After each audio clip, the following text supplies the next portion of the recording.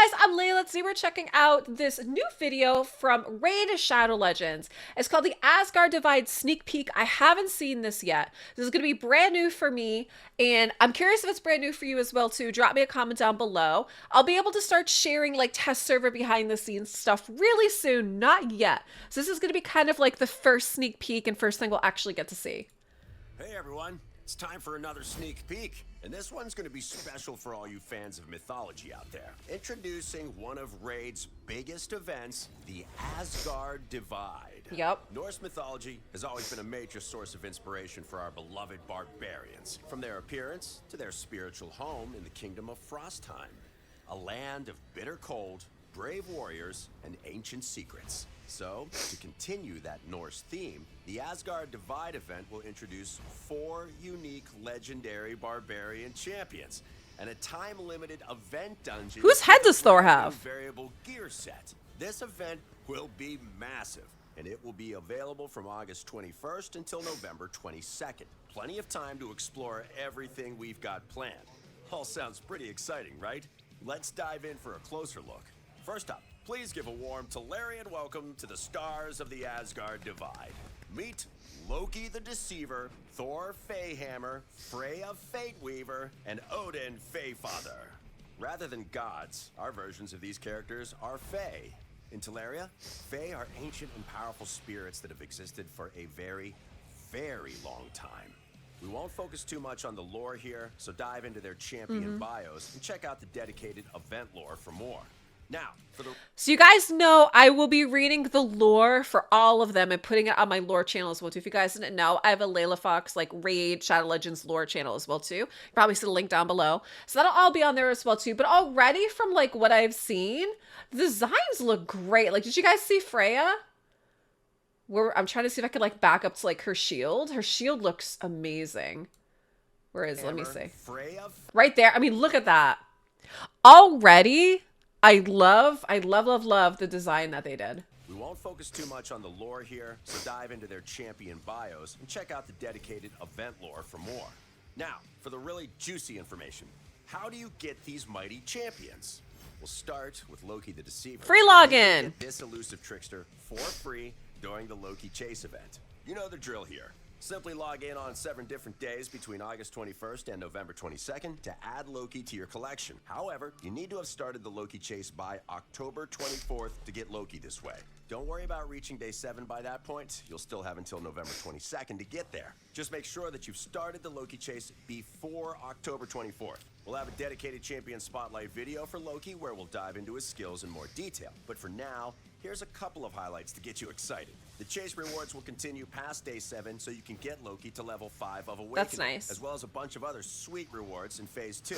It works exactly the same as the Adeline chase. His skills are all about deception and misdirection, placing Veil or Perfect Veil on himself and his allies while manipulating buffs and debuffs. Oh, and he can completely evade enemy skills. Yeah, you're not going to want to miss out.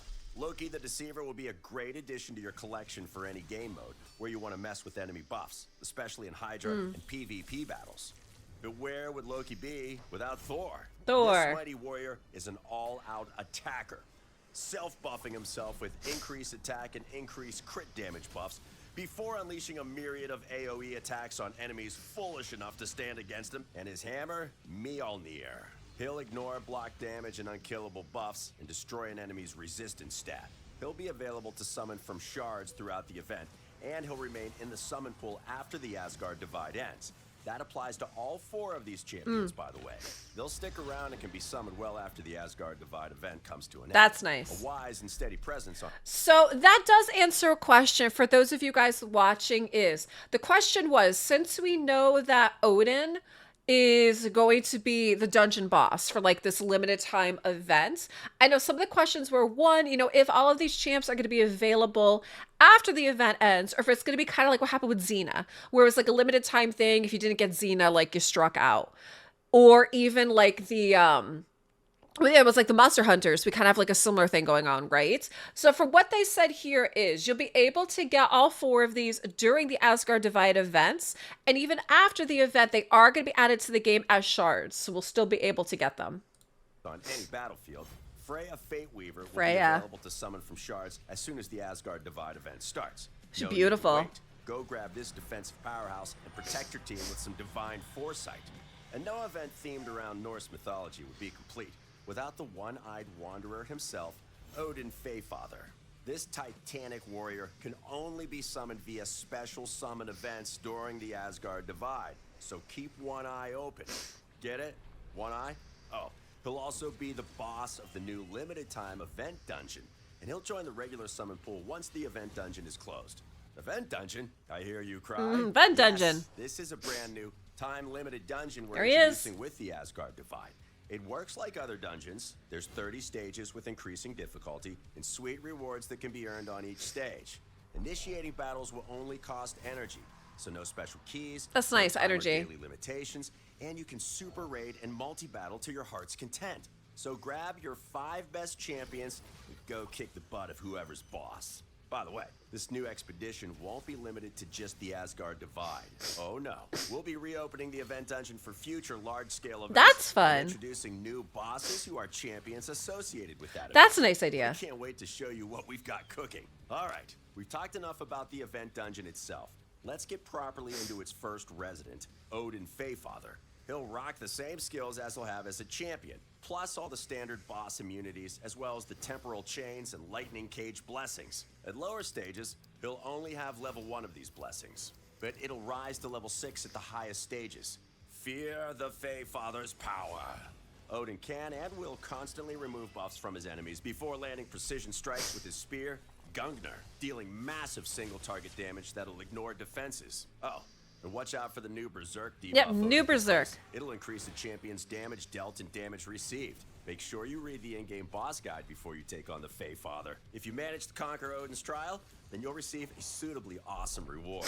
As part of the event dungeon, you can earn gear for a number of different artifact sets, including... So I already know that this came up, right? Is Pinpoint is the new set, which is going to be talked about in a minute.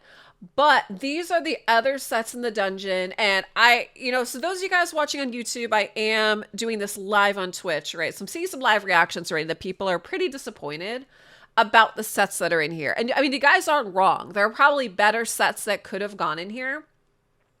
I don't know if they're going to like rotate these sets in the future or if it's going to be the same sets or what it is. That we don't know.